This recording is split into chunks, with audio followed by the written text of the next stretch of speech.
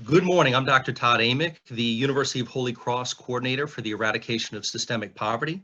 On behalf of the entire Heart and Mind community, which is an intentional support community for first-generation students here at the University of Holy Cross, as well as the Holy Cross family, administrators, staff, and students and faculty, I'm pleased to welcome you to the beginning of Phase 2 of Faith, Hope, and Love, a Catholic Response to Healing Action.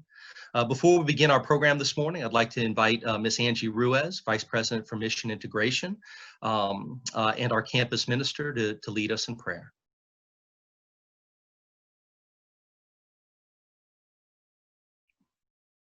Can y'all hear me? You can't see me, huh? Let me start my video. Can you hear me? We can, Angie. You're live. Okay, thank you. Good morning, everyone. I just wanted to offer up a prayer in these crazy times. I don't know about you, but with coronavirus and the hurricanes and fires and floods, that we just need to take a breath. Let's just breathe in Him and breathe in Jesus and breathe out all this stress that we have. It's hard to make sense of it, this world, like what is going on. The only way that I can make sense of it is to focus on Jesus and God, because that's all we really can rely on. And so this week we celebrated as Holy Cross the feast of the exaltation of the Holy Cross on Monday, and Tuesday was Our Lady of Seven Dolours, which is the feast of the Maronites who started the university. And so we rely on our motto is Spes Unica, which is Hail to the Cross, our only hope. So we find our hope in Jesus, in the cross, that He suffered for us so that we can have life to the fullest. So bring your own intentions. We all have intentions that we need help with. Just bring that to mind as we pray. In the name of the Father, Son, the Holy Spirit. Amen. Oh God, you willed your only begotten Son to suffer the crucifixion to save us all, to give us life to the fullest. Let us not waste our time worrying. Give us strength and patience that only you can give us. We pray for all those who are suffering, that they may have hope and feel your love. For all those who have fires and the hurricanes that are really in need of our prayers. For all those who are suffering with coronavirus, and for all those who have died. Help us to trust in you and your goodness, because we believe that you are our true source of faith, hope, and love. Amen. Father, Son, Holy Spirit. Amen. Thank you very much, Angie. I appreciate it. And as Angie just mentioned, that the Maronites, have been an integral part of the University of Holy Cross, an institution that was begun to be able to serve the most vulnerable amongst us, including the orphans of yellow fever, training teachers to be able to provide stability, structure, and education, especially to those that had experienced suffering and those that needed that kind of a family structure to be able to rely on. And that's part of the impetus, part of the motivation behind Faith, Hope, and Love, a Catholic Response to Healing Action. Angie just mentioned, a number of different kind of natural disasters that we're experiencing right now. There are a number of also social and challenges and certainly strife at this time that we're experiencing also. And so what we decided as the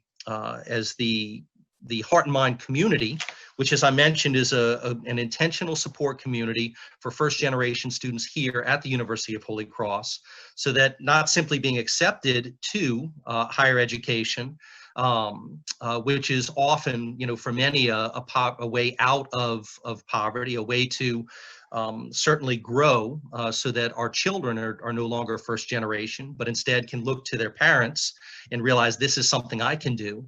It's not enough to be accepted to university, but part of our Catholic mission, part of our Catholic identity is also to provide the support so that all of our first generation students understand and know, I will never be alone at the University of Holy Cross. There's always somebody that I can appeal to, somebody that I can rely on. And so we provide tutoring, counseling, a personal mentor, weekly meetings with this mentor, as well as monthly meetings with the heart and mind community, so that all of our students know that there's no point at which we're alone.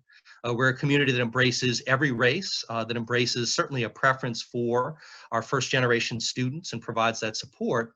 But in the midst of social and racial strife that we've been experiencing, we realize that this community, I think, is a reflection, a representation of an answer to the question, well, with all this stuff going on, we're just missing, locusts and darkness. With all this stuff going on, what can I do to respond to that? And as the community looked around and as we asked, what is our response? We realized we very much are that response. The mentors that we have 10 mentors, we have 10 students. And this year coming up and the following year, we're going to be scaling up to 20. We realize that we very much are striving to be that response. And that's how we developed this program, to be able to see what is the intersection of Catholic identity, especially in the virtues, these gift virtues of faith, hope, and love, as well as education, which for many is a means out of poverty. So how do we respond as a university community, as a family, to be able to help people to destroy some of the stereotypes that we've seen a number of people railing against? The first step was to introduce all of our speakers. They include Dr. Mario Sacasa, Dr. Angel Adams-Parham, as well as Father Josh Johnson, and a panel to be able to unpack and better understand the way that they're going to help us to better appreciate the way the virtues are essential to responding to the strife that we have, especially through education. And so that was phase one. Now we're beginning phase two, where we're going to take a full 90 minutes and we'll alternate with 30 minutes of our speaker. Today, our speaker is Dr. Mario Sacasa, who is the Associate Director of the Willwoods Community for Faith and Marriage. He offers lectures, he offers talks. So if you would like Dr. Sacasa to be able to do that, then certainly reach out to us and we'll extend that invitation on your behalf. And after he helps us to understand how hope is essential to responding to the strife that we were presently experiencing, especially through education, our panel will then apply specifically this virtue to, in the case of Dr. Angel Adams-Parham, who is an associate professor of sociology at Loyola University in New Orleans. She'll help us to understand how that applies to primary and to primary school, especially through her experience as the director of Neon Sa, which provides a classical education to our inner city youth. We have Chuck Roth, Mr. Chuck Roth, who for 16 years has been the executive director of Boys Hope, Girls Hope New Orleans, and he'll help us to see the way that hope is operative, especially for high school, which is the group that he facilitates the education for. And then Dr. Todd Amick, will apply what we've learned about hope specifically to higher education in the university. And that'll be during our panel discussion. So I now turn the focus over to Dr. Mario Sacasa, who'll give us kind of a rundown of the 3 talks he's going to give today, and he'll begin his first one. Welcome, Mario. Thanks, Todd. I greatly appreciate being part of this day with you guys. It's really just a sincere honor and pleasure. So hope is the word, for the day. So let me just kind of give a quick rundown of what we'll be talking about today. I have the pleasure of giving 3 presentations. The first one, I'll focus on kind of examining hope from a psychological perspective. I am a licensed marriage and family therapist, and so I got my doctorate in counseling there from the University of Holy Cross, and truly grateful for the counseling department and the education that they gave me, and my ability to be able to write a dissertation and to go through that process. So I care deeply about the sciences and what the science has to say about hope. But I'm also a Catholic, and I care deeply about what my faith teaches me about hope as well. And so those will be the 2 talks here starting off. The first one will be examining hope as a psychological concept, trait, and then looking at hope as a theological kind of virtue, as we've been talking about. And in the third talk, I'm gonna make it a little practical rather than just giving another lecture. We'll try to give some strategies in terms of how to increase personal hope and how to yeah, and just give some practical guidance as to what things that you can do to increase personal hope. So, all right, so where are we going to begin today? Well, as the title of this seminar, these workshops, it's healing action, Catholic response to healing action. As a therapist, I care deeply about what that term means, healing. What does it mean to be healed as a person, as an individual? What are we trying to do in counseling when we say we're trying to help somebody heal? Well, I could spend the whole seminar talking about that specifically, but I want to kind of work my way towards getting how hope is an integral part of the healing process. The healing in and of itself, as I understand it, is really is an assimilation of our past, so to better prepare us for the future. Healing, my own personal healing, is that I have to own my narrative, own my experiences, own the successes that I've had and the failings that I've had, while assimilating all of that into my present experience of life as I'm having it right now in 2020, to then set me up for whatever best outcome that I can hope for, that I can wish for, that I can desire come 2021 or beyond. And so when we talk about healing, we're speaking about something that sits within the both and of the past and the future. Sometimes in counseling, we have to spend time focusing on the narratives and the automatic negative responses that tend to harbor us, the traumas, the pains, the longings, unfulfilled desires, those things that are rooted in the past that we have to deal with and work with and bring some healing towards that.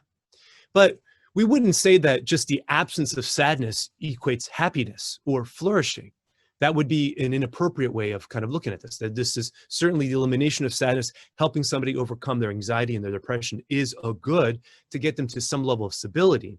But then what do we do with that moving forward? And so the healing process then also can mean flourishing, looking towards the future, anticipation, growing as a person, not just overcoming the negativity, but actually thriving and moving towards human flourishing.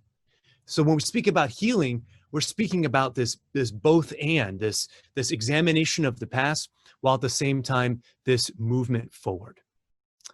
So for me, I look at this and I say, okay, well, as a therapist, we say, all right, moving forward, looking at human flourishing, what are the qualities? What are the things that are required for somebody to actually achieve some degree of flourishing as a person? And this is a place where there's large congruence between the theological literature and the psychological literature, that the answer to human flourishing is rooted in the virtues. You can look at the work of Martin Seligman, who is the founder of positive psychology, and many of the other writers who've come after that, from Angela Duckworth and her work on grit and willpower, to Barbara Fredrickson and her work on the positive emotions, and so on and so forth. Rick Snyder, who I'm going to be speaking a lot about today, and his work on hope. When we're looking at these virtues that are needed, that we need to inculcate, these are the things that are ultimately going to lead us to human flourishing, to becoming the best person that we can be. See, virtue in the Catholic sense is this firm disposition towards the good. That means that there's an orientation within me that I'm going to try to pursue and to try to do the best that I can possibly do. And so there are certain virtues that I need to acquire, certain virtues that I need to be able to work on to be able to, again, achieve human flourishing. Yes, I have to work on the past. Yes, I need to assimilate my experiences. But yes, I also need to equally be looking towards the future. And when we look at all the virtues, we can divvy them up between kind of the human virtues and then the theological virtues. And so the theological virtues means, as Dr. Amick already said, they're gifts primarily, but there are certain cooperations that we have with these gifts. And this is why we've been focusing this whole seminar on faith, hope, and love. See, when we're talking about systemic evils or societal ills, we can certainly get into the research of what's potentially causing them and how to move forward with them. Yes, all of that is absolutely important. But I think what the wisdom that Dr. Amick is trying to encourage us with is that we have to look at the more fundamental questions of what does it actually mean to grow as a human person? And the virtues of faith, hope, and love are the primary means upon which that we grow as people. That's just what it is. We need these three things. We need faith, we need hope, and we need love to be able to achieve our human potential, to be able to solve whatever problems that we have. And so while, yes, we need to talk about ills in education and how to improve the education system, and all of that is absolutely important. But again, we just want to ground all of this conversation in a more fundamental conversation, more fundamental discussion and exploration of what are the virtues, what are the qualities that actually lead us to be the better versions of ourselves. So faith, hope, and love. That's what we've been speaking about. That's what we'll be talking about. Now, it is in God's providence that I was supposed to go second. Deacon Larioni, who was going to give the lecture on faith, the full phase 2 thought on faith, was supposed to happen in September, but due to kind of some recovery issues or of health and stuff, that he wasn't able to particularly make it that day. And so here I am leading the way with hope. That may seem out of order because we always talk about faith, hope, and love in that context, and hope always kind of comes second. But I'm actually going to propose that this is providence. As I've been studying the literature with regards to hope, I have come to find that it is actually hope that leads the way. Hope is the virtue that ignites and encourages the response of the other two, of faith and love. Charles Peggy, who's a poet, likens faith, hope, and love as 3 sisters. And he talks about hope and love as the 2 older sisters, faith and love as the 2 older sisters, and hope as the youngest sister. And it is hope that takes the hand of the 2 older sisters and leads her and moves them forward. When we think about when we have faith, see, faith, as I understand it, then is, and some of this is coming from the research of Sam Newlands coming out of Notre Dame University in South Bend. Sam Newlands led a whole initiative called Hope and Optimism, and you can go on the website hopeandoptimism.com or hopeandoptimismworkshops.com, where he brought together a number of scholars across various disciplines, from neurology to psychology to philosophy, to be able to talk about what hope and optimism are across these various domains. Art, looking at hope in art and in film and all of these things. And so what he says, the difference between faith and hope primarily is that faith is a construct that is related to belief, to thoughts, to ideas, to certainty of those thoughts. It's the worldview upon which that we organize our actions against. Not everybody, to some degree, has some degree of faith. Even if you are agnostic, you have a certain, you put your creed in something. You whether it is strictly in science, and we could talk about that for sure. But if that's something that you believe in, then you believe in science, and you believe that the creed is that. Or if you're a Christian, you believe, as we talked about with the Nicene Creed and things. But faith becomes this organizing set of principles that we set our life around. Then love is the act of charity. It is the act of choosing to will the good of the other person. It is a response to the organizing principles, to the value sets that we have. But hope exists more in the affective nature of things, in the emotions, in the sense of, like, if I believe that these things to be true, it's because I hope that these things are to be true. If I believe in a good God, then I hope that he really does care for me. I believe in his providence and his goodness, and I believe that he came and he sent his son. These are the acts of faith. These are the things that we believe in the creed. And it's because I want my hope to align to that. I want my desires, the things that I long for, the value set that is actually going to guide me towards being the best version of myself. Hope leads the way. Hope is what allows us to be able to have honest faith and then to be able to love. When I choose to love my wife, I'm hoping that it is for the greater good. When I'm choosing to discipline and to love and to give good things to my kids, it is out of a sincere hope that they will become the best versions of themselves so that they can then be productive members of society. So at some level, we see faith, hope, and love as 3 parts of a whole. And we can't talk about hope without its connection to faith, and we can't talk about hope without its connection to love. So what we're trying to do today is to take an examination of what hope actually is, put it in its context, as I've been trying to do over the last few minutes, in terms of seeing how it fits within the broader context of healing, but then how it fits within these 3 virtues of faith and love as well. All right. So now that we have some context upon which that we're speaking about here, what is hope? And how much time do I have? So we could talk all day about this. All right. So let me get my PowerPoint up. Give me one quick second, everybody, as I work towards getting this up. All right. Here we go. Everybody can see this, hopefully. All right. So how do we live with hope? And what is hope? Again, what I'm going to be doing for the purposes of our lecture today is I'm going to be focusing in on just the psychological literature, at least for the first part, excuse me. And then I'm going to focus in on the theological kind of components of hope. And when we come back from the break, going into the second one. All right. So when we look at hope as a psychological trait, one of the founding researchers, leading researchers, I should say, on hope theory was a guy by the name of Dr. Shane Lopez. And Shane says this. He says that hope is a belief that the future will be better than the present, combined with the belief that I have some power to make it so. So the belief that the future will be better than the present, combined with the belief that you have the power to make it so. And so here what we're seeing is that hope is not just this passive, I hope for the lottery. I hope that the Saints win on Monday night. I hope that Michael Thomas gets better. All these things. Though we honestly have no control over how the Saints are going to perform on Monday. Now, I know we're fans and we all have our superstitions and we wear the same dirty socks every Sunday or Monday in this case, or we have our lucky hats and we feel that those things bring about some element of control over the game, but they really don't. Like we joked with my wife, we'd say like every time she wore a Saints jersey on Sunday, the team was going to win. And that isn't the case, of course, but that's what we placed our hope in.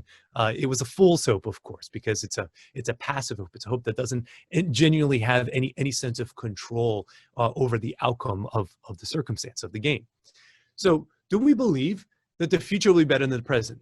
And not just, we can look at it broadly, and we recognize that there's a certain optimism that everybody has. That we as people have an optimism bias. We genuinely, most people tend to feel that the future will be better in a very general sense.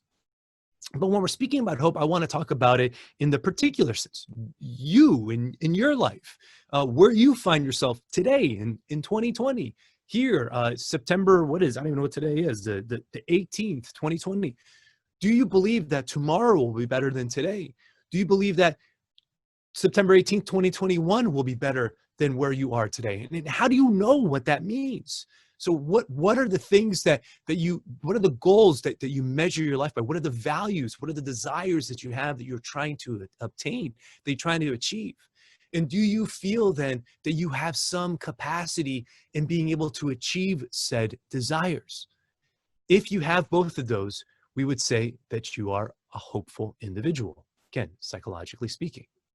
So when we look at this, we're saying that the goals that we have in life, together with what Shane Lopez and Rick Snyder and other theorists call willpower, which is this sense of desire, this acknowledgement of what it was within my imagination. What are the goals that I have some desire and some energy and some agency and some motivation to want to go to achieve? Together with way power. Do I have pathways thinking? Do I have an understanding of how to be able to go achieve those goals? It's together, the willpower, the desire, the agency thinking with pathways thinking, with the way power that allows for one to say that we have hope. All right, so let's bring this down to my life here. I tend to be a little bit on the ADHD side of things, and I tend to have a lot of ideas and a lot of things cooking in the oven, so to speak. A lot of coals in the fire that I'm always working on, and that's my problem. My issue is not that I have enough goals. I have too many goals, and I have to prioritize what those goals are, because certain goals just aren't achieved rather quickly. They require some real time and dedication and effort and focus. Well, recently I ran a marathon, and I am 40. I turned 40 in July. I ran cross country in high school. And ever since high school, I had wanted to be able to run a marathon. It was one of those goals that I had in my life. It was one of those bucket list items, things that I wanted to do. And I always felt like as a runner, this was like the gold standard of what it meant to be a runner was to be able to run a marathon, because it's 26.2 miles. And why would you do that? I mean, you think about the Causeway Bridge is the longest bridge in the world, is only 23 miles. Like, you still have another 3 miles on top of the Causeway Bridge to get to a full marathon. But it's a big goal. I wanted it. I desired it. It was something that I wanted to achieve, that I wanted to be able to achieve since I was 17 years old. But I didn't get it done until I was 39. That was 22 years that it took for me to be able to find the right time. Well, why? Because even though I had the willpower, the desire for it, the opportunity for it, the knowledge, the pathways was not present. I got married young. I had kids young, and I did my graduate studies. And I was focusing on my career and put all those other goals ahead of this other one with regards to the marathon. And so finally, I saw 40 on the horizon last year, and I said, you know what? I want to be able to get this thing done before I'm turned 40. Whatever reason, just wanted to be able to say that I did at least one marathon before. And it was a good time in my life. My kids are old enough that and established enough within education, within the schools. We've been living in New Orleans for a few years. We're established here within the community. I have a good job that gives me some stability. It was an opportunity for me to be able to say, okay, let's go after this crazy goal of running a marathon. And so the way power started to kick in. Went on YouTube, started reading books, started talking to other runners, went to physical therapy, invested in a Garmin running watch, did the training that was available to me through certain apps, and I dedicated myself to running the marathon. Now, I will say, up until the day itself, I did not know if I would accomplish it. I mean, 26.2 miles is such an incredible feat that I really honestly didn't know if I would finish it, because I had never run that much. Even in my training, the highest that I got to my training was 20 miles on a run. There's still another 6 miles on top of that I would do on race day that I hadn't prepped for. But that's what all the training says, is to cap. Anyways, I'm getting too much into this. The point is that I dedicated myself to the pathways of being able to achieve the goal. So the marathon for me was this big goal that I had this long time desire to do. But then it wasn't until I had the way power, the capacity, the pathways to be able to achieve that goal that I really had the hope in being able to accomplish it. Now, I will say that when I finished the race, I ran it here in New Orleans, the Rock and Roll Marathon back in February, that as soon as the race was done, I ran a good time, 10-minute miles, ran it at 4:22.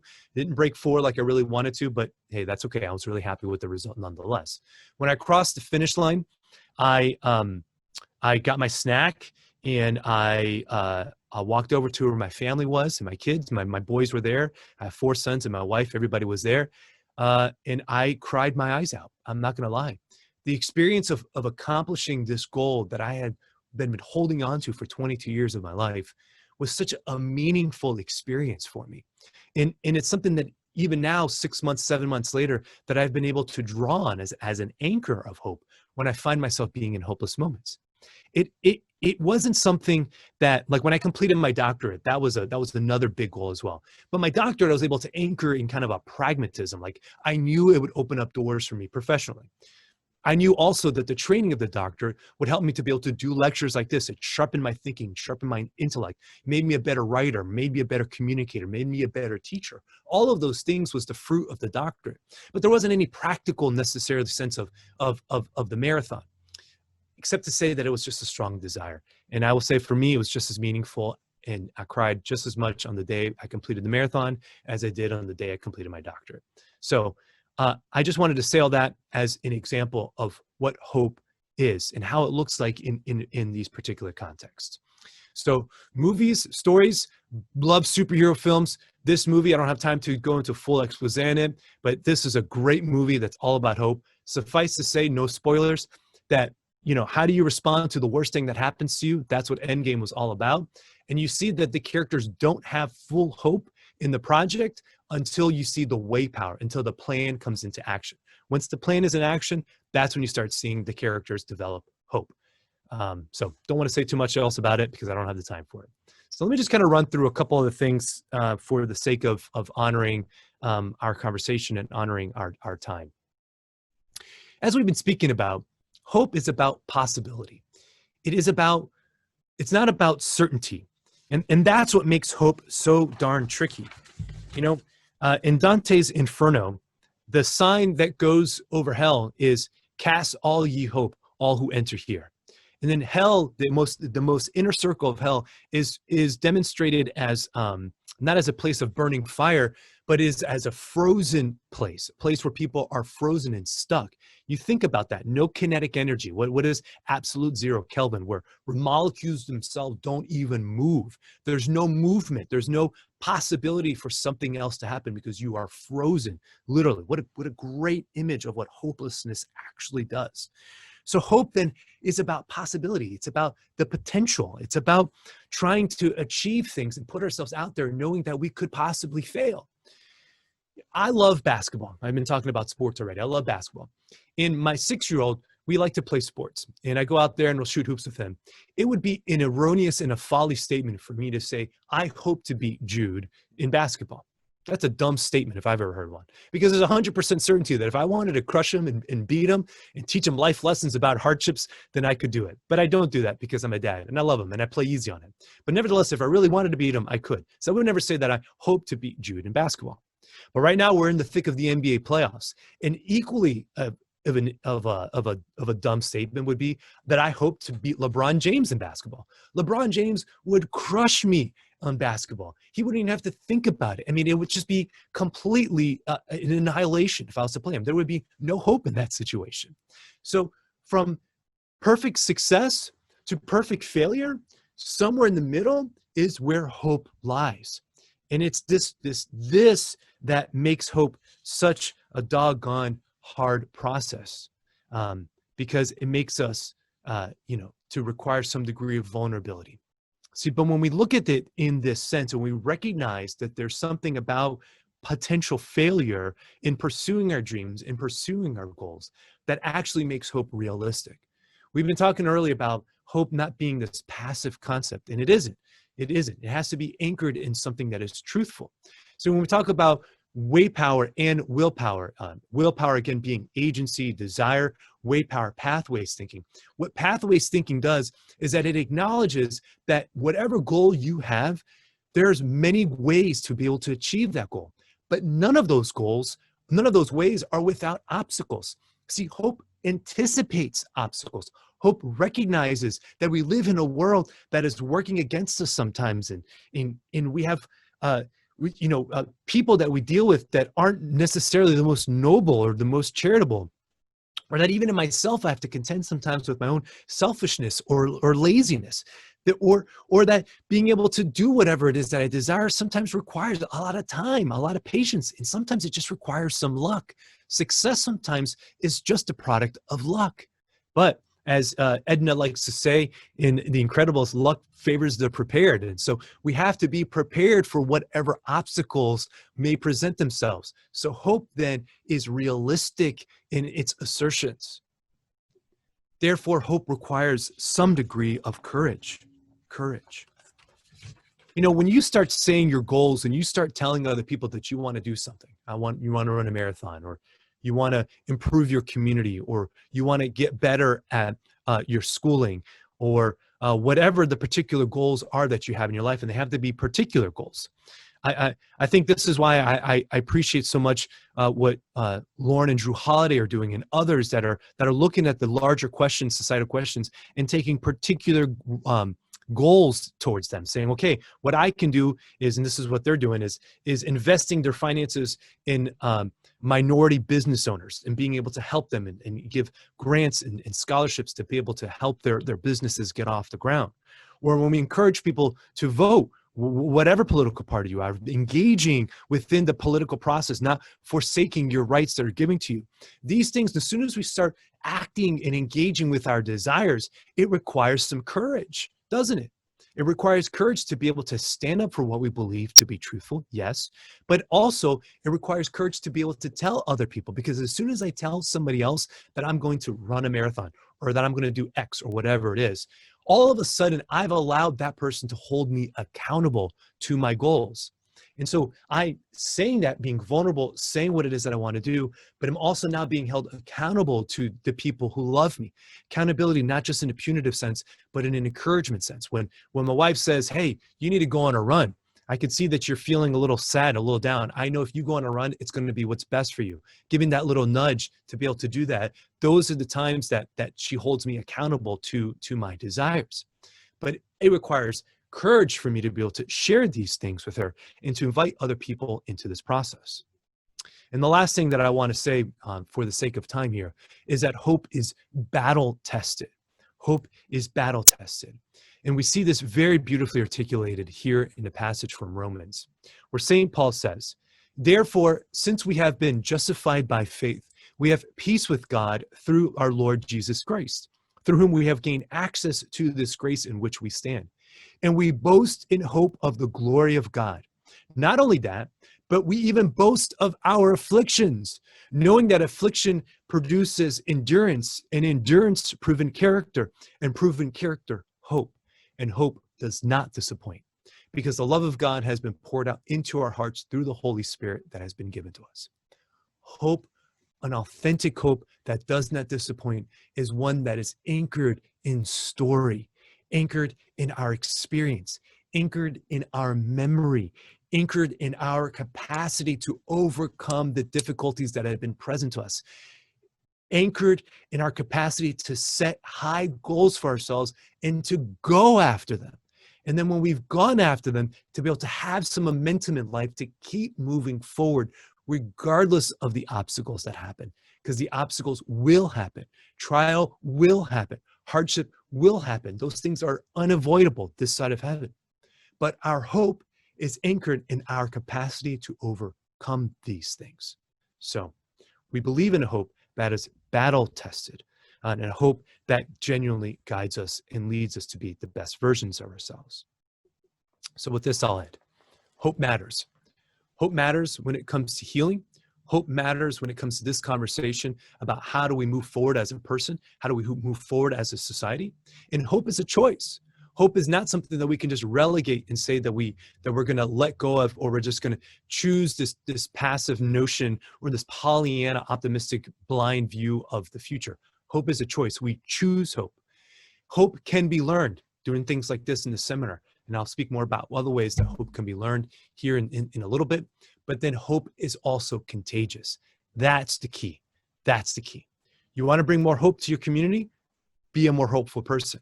You find yourself being low in hope, surround yourself with high hope individuals, because we as humans are social creatures, and we have the capacity to help encourage, to help bring hope to other individuals, and to help them to be able to achieve the things that we have been speaking about. So I'm gonna pass this back over to Dr. Amick and to the panel. And thank you guys so much for allowing me to at least offer these introductory remarks about what hope is.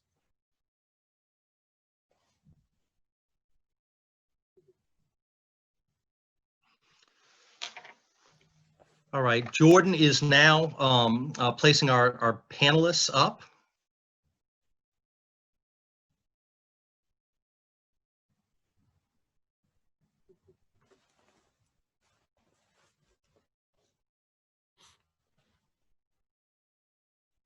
Jordan, do we have Chuck Roth?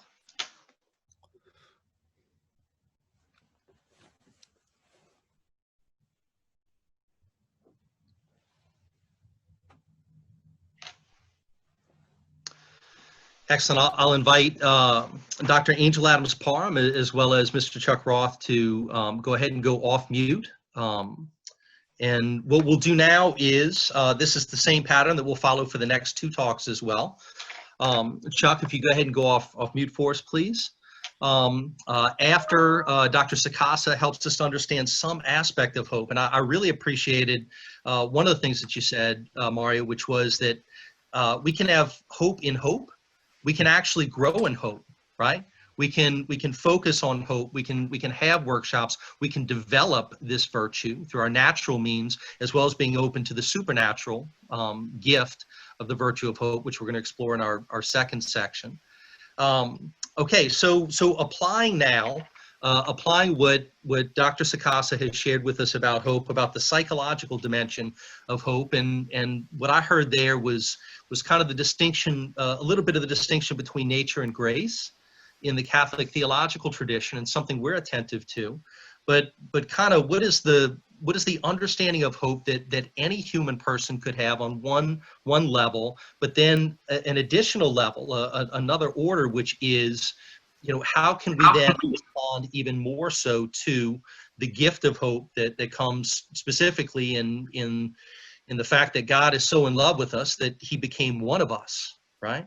That we need this modeling, we need this association. And so God, knowing we could not do that ourselves, in the incarnation, 2020 years ago, became one of us to reveal to us what true hope was. So the first question that I'll give, and we'll take about 25 minutes to discuss this, 25 to 30, and then just so that you're aware for your scheduling, we'll take about a 5-minute break, and then we'll begin our second session and our third session. I'll just go ahead and tee off with kind of this dynamic of hope that Dr. Sakasa talked about, that hope involves possibility, that it has to be realistic, that it has to be, it involves courage, and also that it's battle tested. Angel, I'll invite you maybe to share some thoughts and some comments on how this informs the work that you do. Sure. Thank you, Dr. Sakasa, for another very insightful talk.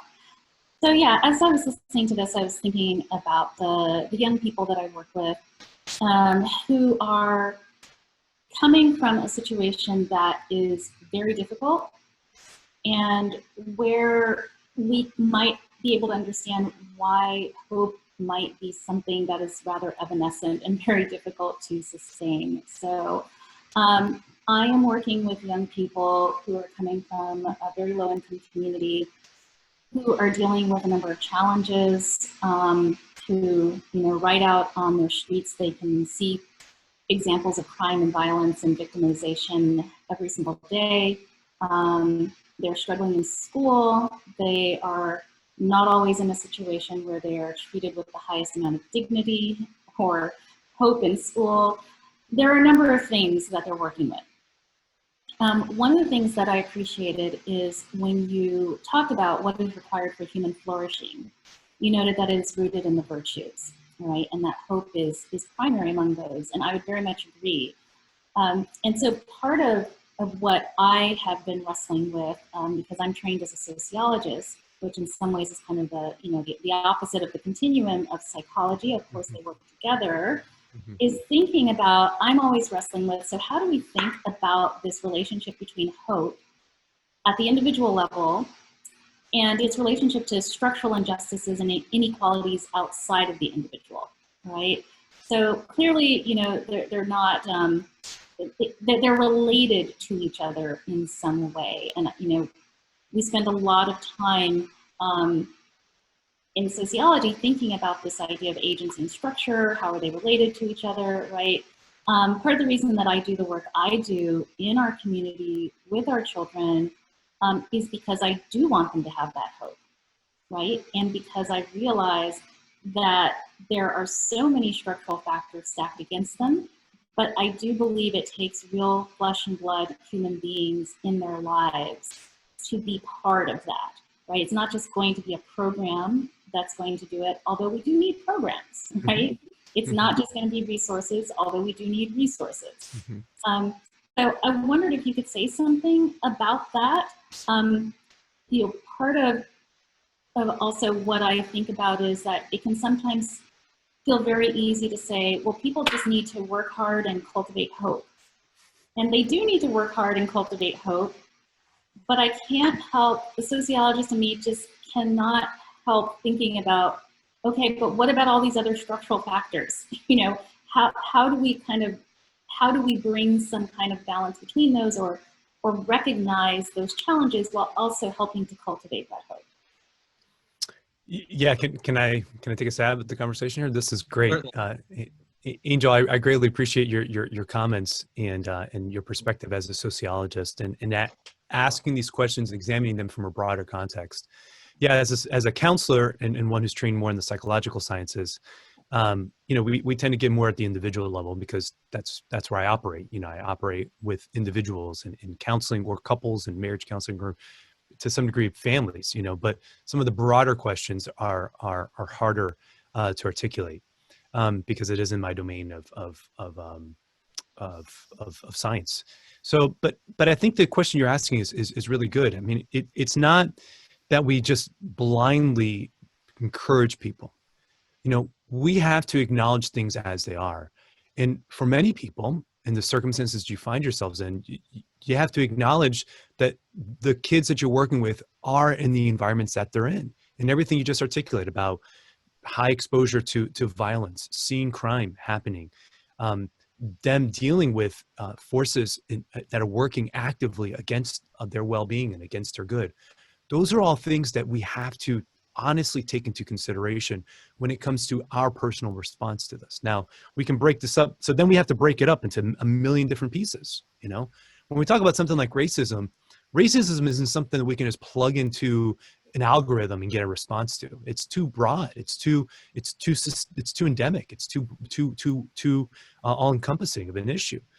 What I would do in examining the literature with hope, and I think what we're trying to do is to say, how do we make it bite-sized? And how then do we say, well, what is my particular role within it? So whether it's education, but then as the individual who experiences racism, what is your response to that? How do you work towards still trying to be the best version of yourself, even when these obstacles are working against you? Now, part of that then could mean that you are called then to be a leader in the community to rise up against it. Somebody like a Martin Luther King, for example, who operated out of a high hope, perspective, that he saw the injustice and felt that it was his place to actively work towards rallying the troops to bring about some real change. Somebody like Rosa Parks, similar, who said, enough's enough. And then the response that happened in those things. So individuals certainly play a role within this. But we're not all called to be the Martin Luther Kings of the world. We're not all called to be the Mahatma Gandhis of the world. We're not all called to be Rosa Parks or being put in situations where we're going to have that degree of impact on society. Nevertheless, our response to the circumstances that we find ourselves in are ours and ours alone. And so I think that what we can do is encourage people to make honest assessments of where they're at in their life, and honest assessments of what it is that they want to achieve in their lives, and take all of it into consideration, the good, the bad, and the ugly, to be able to set people up for the greatest potential that they could have. Excellent, Mario. Thank you. And I think that, that certainly that balance is important, right? So one, recognizing agency, which you identified as essential, but two, being aware of what the challenges are, which for me is, kind of brings me to the importance of opening up possibility and really, I think addressing a very fundamental challenge that our heart and mind students have articulated, and that is that even before you get to the element of agency, you have to be able to imagine and be able to realize that change is possible and that personal change is possible, which means that we have to be able to effectively engage the imagination. Yep. And I think this opens up a number of the things we've been talking about at the University of Holy Cross, including, do I have models, right, that have come from, similar backgrounds, similar experiences, etc., so that I can look and I can say, oh, wow, yes, I really could be like her. One of the, we've got a few people in particular that have been certainly friends of the program, Chief Marshal Pierre, Nurse Danielle, who I think are wonderful examples of African Americans who are professionally as well as very personally effectuated and very much living these virtues. But an early friend of the program was Miss Gian James, who I think serves as an example at the university of a woman of color who really works with a lot of first-gen students, so that even before you talk about ways that they can, grow in the virtues and the steps there, so that they can say, okay, I kind of look like her, right? I can imagine being who she is one day because of that. And I think in many cases we presuppose that. Yeah, and this is why representation is absolutely important. I think, Angel, you shared that story beautifully last time. about your experiences and how you've been able to impact others, young women, and even how some educators helped you. And you're like, you didn't know that being a professor was even a possibility. You had no idea that was even that wasn't even in your imagination. And so being able to encounter others who you said, wow, if she could do it, I can do it. That degree of, as we've been talking about, boots on the ground, you said beautifully, it's people. Yes, we need programs. Yes, we need resources, but all these structures are at the mercy of the virtues of the people who run them, honestly. And so this is where I continually see the both and in all of this. But yes, representation 100% is part of what captures our imagination to be able to even have desires and goals and possibilities. And I think one thing that we can do to facilitate the participation of others in that is to have that as a priority and to do it with integrity. Mm-hmm. So that people realize, okay, well, the people that look like me and that are doing these particular roles are doing so they weren't simply chosen because of their color, but because of a high degree of competency, proficiency, professionalism, and they also serve as that example. And I think that approach with integrity is something that I think we can get even more people to get behind. Yeah, if I could just speak to this just a little bit more. I obviously already confessed that I'm a Marvel superhero fan and I love movies. And honestly, my favorite of the Marvel movies is Black Panther, and I'm not going to lie. And I took my boys to go see Black Panther when it came out. We got in a little bit late, so we were watching the movie. And as soon as the movie ended, we got in with the lights already down, so we just were in the movie, kind of enjoying it. As soon as the lights go on, the movie's over, and we're getting up, and I look around in the theater, and I would say 3/4 of the theater was filled with African Americans. And I was like, I get it. Like, I get it. Like, this is your movie. I get it. Like, it's my movie too, because I'm feeling the struggle as well. But like, I get why like the African American community rallied behind this movie. And now, rest in peace, Chadwick Boseman, who died, just here recently. But I mean, I got it. I got it in terms of like what possibilities are being opened up. And I thought that movie did a wonderful job kind of highlighting both of this, not to give too many spoilers, but the villain, the questions that Killmonger is asking are the right questions, as somebody raised in a poor community in Oakland, suffering the plights of racism in America. He basically is saying, hey guys, what the heck? If you've had these superpowers this whole time, why haven't you been engaged? And rightfully calls them out. But Killmonger's response, his answer to the problem is cynicism, burn the whole thing down, power, domination. We're going to be better than everybody by taking over everything. And that isn't the hopeful response. That's the beauty of what T'Challa's response is in trying to pursue virtue and saying, yes, we have these great powers, but we have a responsibility towards it. But man, that movie blew my mind. I've seen it so many times and absolutely believe that it's the best of the Marvel movies. I think it should have won the Oscar that year, but that's just me because I'm a bias for superhero movies. But that's besides. I want to also just affirm, the amazingness of Black Panther as a movie, yes. And in terms of priming the imagination. So important. I also took my daughters to see that. My children's African dance teacher took the kids to see it, and I just wonder, like, if I had seen something like that as a young child, what would that have done? Even as an adult, it just blew my mind, right? And yeah. One of the key questions that is at the opening and that closes the movie is, who are you? Mm-hmm. And that question is so significant, especially for African American people. I mean, it's important for everyone, right? It's important in a deeper spiritual sense for all of us. Who are we? Why are we here? But for African Americans in particular, that question about who are you? This goes, back, I think W.E.B. Du Bois put this very well with his concept of double consciousness. That this idea that Blacks in America were struggling in the sense of wanting to be both American and to be Black, but having the sense that they were kind of in this in-between. They weren't fully welcomed into the core of being American, right? And there was something about their Blackness that wasn't really fully welcome. But they felt that they wanted to be both of them. They wanted to not have to reject Blackness in order to be American. They wanted to be able to be both. But then also, having been severed literally in a very violent way from their background and building something new here, that that kind of shock reverberates down the centuries. And, you know, I think many people wonder, why can't they just get over it? You know, that was 400 years ago. It doesn't work that way. When you're in a situation where you are persistently getting messages that you are not as good as, you are not as beautiful as, you are not as smart as, your people have not accomplished as much as, that is over and over in so many large and small ways emphasized to you growing up in this society. And so when that is happening in every small and large way, always reminding you of that, you do have to have this kind of, you know, spiritual resilience and imagination to be able to overcome that and to see something different. Many researchers have noted that for Black immigrants coming to the United States often have a very different experience than African Americans who have grown up here.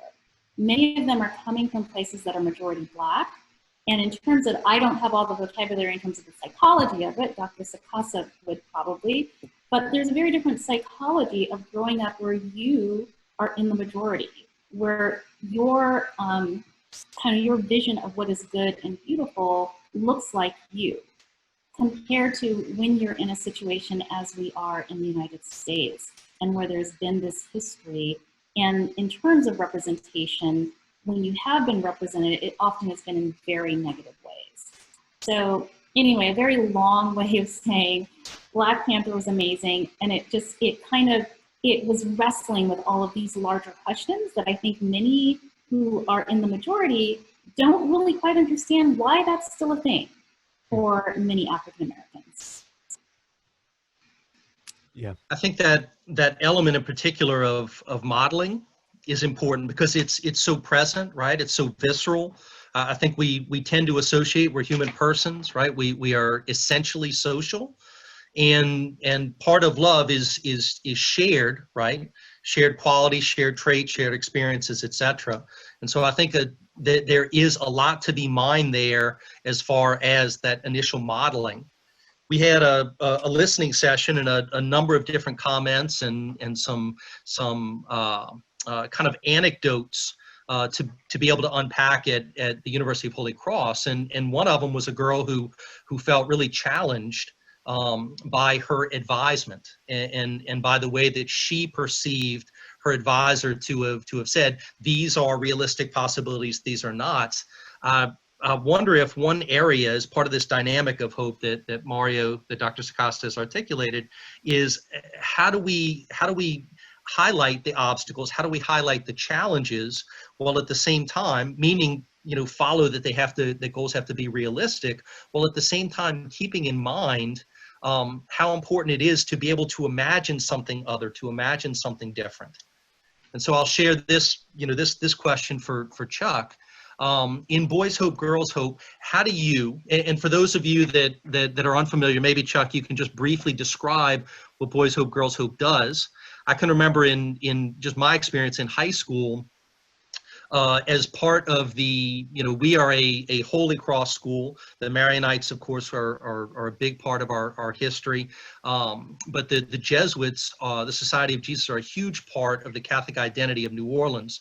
And part of their focus has always been to exercise the preferential option. And one of the ways they do that here in New Orleans is by making, you know, slots available at Jesuit High School for students from challenged backgrounds, family structures, etc.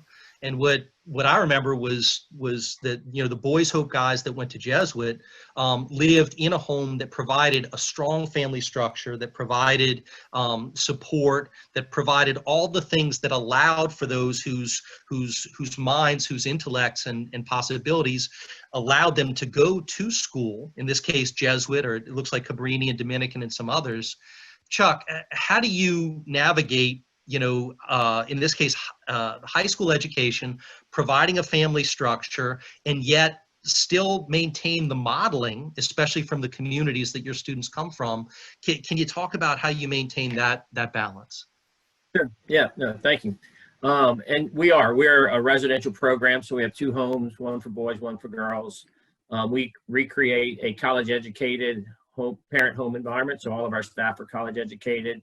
So again, they're serving as that model and that kind of that vision as to this is something I can accomplish. And obviously having diverse staff is a critical part of that, where our young men and women get to see people who look like them, who have finished college and who are, in a leadership role in the house and saying, here's the path I took to get to having a college degree and have an opportunity.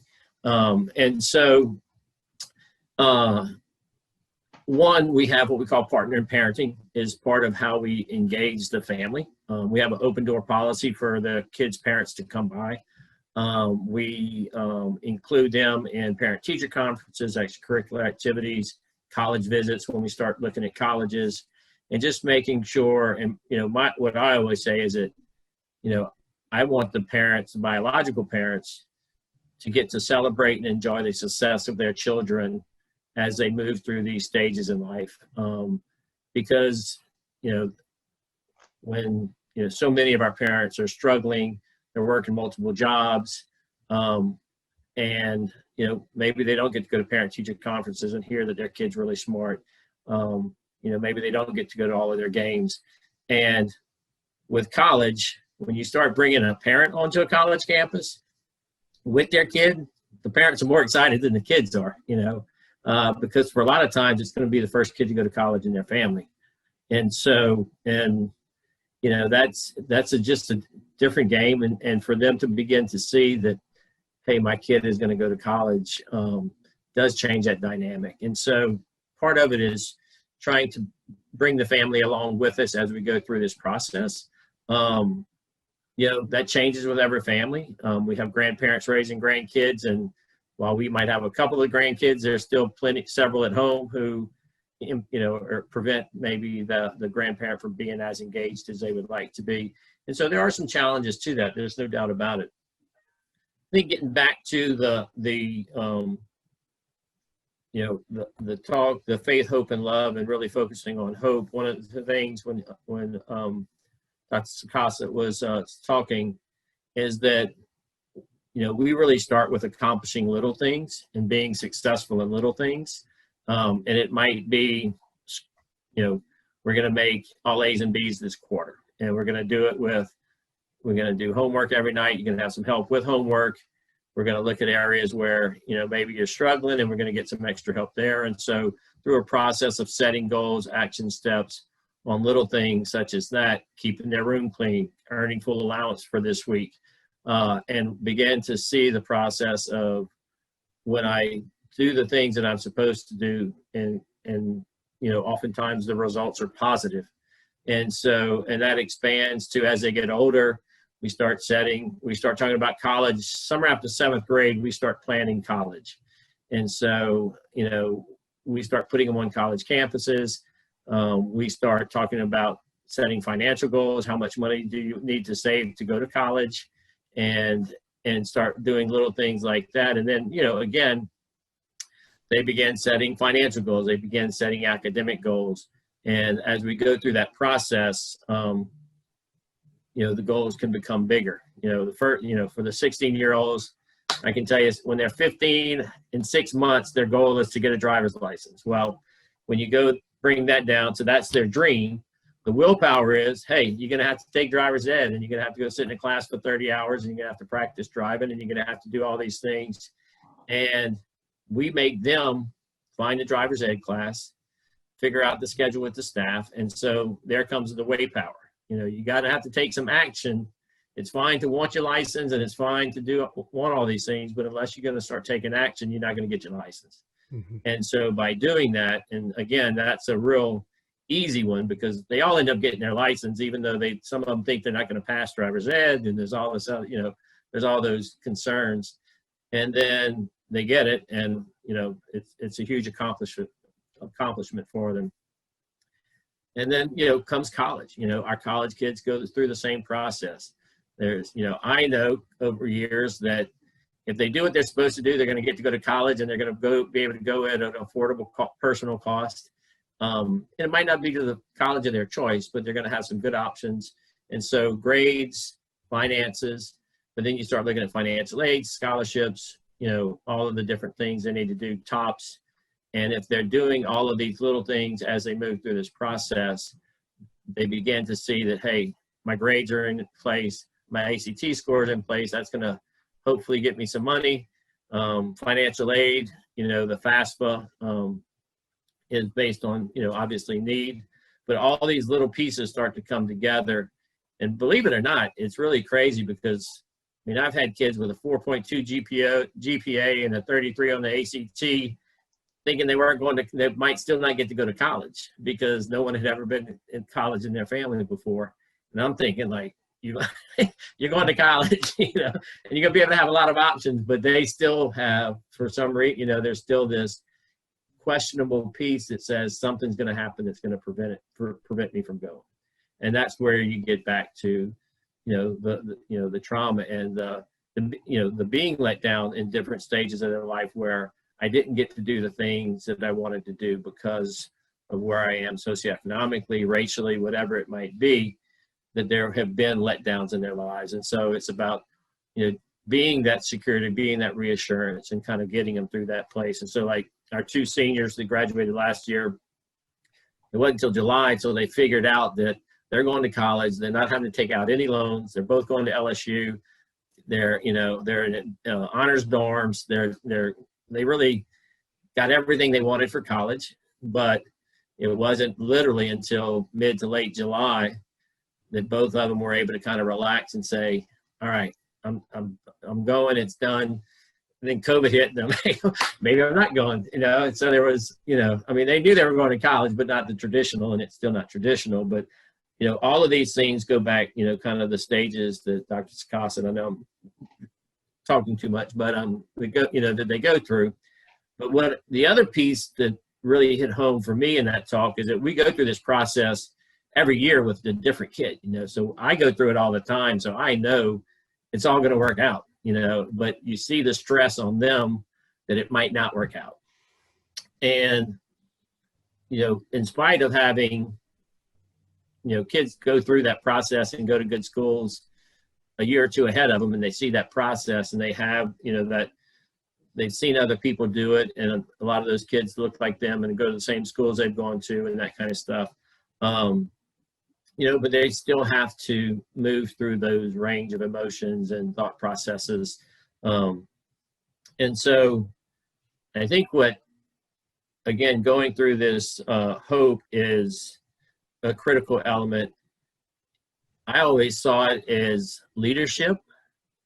And so when we have older kids who are hopeful and do think positive and are reassuring to the other kids, you see that hope kind of become contagious, and that's recently in our girls' house. We have some rock stars in our girls' house. They are knocking it out the park at the middle school level, high school level, and man, they are blasting college. And it's just like, it's become contagious in the house, and it's almost like a competition. You don't want to have the lowest GPA in the house, and, but it's, we have a little sixth grader right now saying, I'm going to make all A's, I'm going to make all A's, I'm going to make all A's, because she wants to go to, she's saying she might not want to go to Dominican, so she wants to have good grades so the other schools are wanting to go there too. And so it's just, but she sees that academic performance means opportunity, and she's gotten that message more from the older girls than really from us.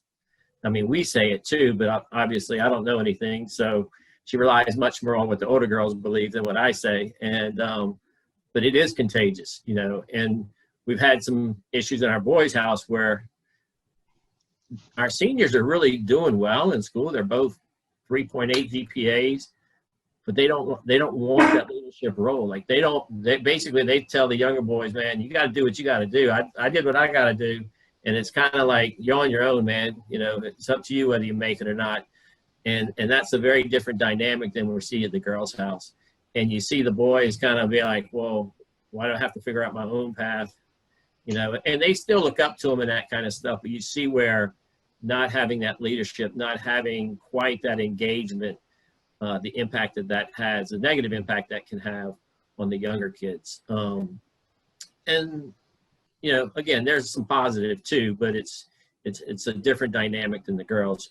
And the emotion is very different. The boys are, you know, our two seniors don't really tell you anything unless you ask them, where the girls, you got to say, all right, I got other things to do. We've been talking about school for an hour. I need to, you know, get back to some fundraising. But, you know, it's just interesting in, you know, just hearing you talk about, you know, again, where hope impacts and becomes contagious, but where that lack of hope, you can see, you know, even within a very similar setting, can have very different results. And so I think that's really insightful, Chuck. I think maybe I'm taking notes, certainly from what Angel and from what you were saying, to be able to even, you know, certainly improve the heart and mind community.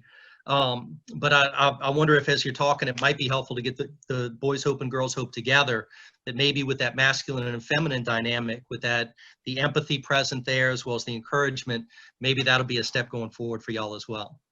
Yeah, just a good story on that. So this past Saturday, we, you know, obviously are social distancing from at least people outside of the organization. We had a big crab boil on Saturday for all the kids and scholars, and water balloon fights. And so they wanted to do boys against girls, and the girls were like, the boys were like, well, you know, it's really not fair because we're gonna beat y'all in everything, and so it's not fair that it would be boys and girls. We should really mix it up. And the girls were like, absolutely not. We're not mixing it up. You're not gonna beat us. And the girls beat them in the tug of war. They beat them in the balloon fight because they all worked together. They were determined to beat them as a group, and the boys were all individually trying to, you know, do what they wanted to do. And the girls beat them, and when I tell you everything, and the boys literally were devastated that they, especially the tug of war, were devastated that they lost the tug of war. But you do see where, you know, again, when you bring them together, and we talked about it. We talked about working as a team and how much more you can accomplish working as a team. And so, you know, but anyhow, we do get them together sometimes, and, you know, obviously not as much as we would like with COVID going on, but. Excellent. Maybe one thing we can do is we can bring together the Neon Sock community with Angel, as well as the Heart and Mind community, as well as Boys Hope, Girls Hope. What we'll do right now is we'll take a 6-minute break. We will reconvene at 10:20, where Dr. Sakasa will help us to understand the virtue of hope, the virtue of hope. We'll see you soon.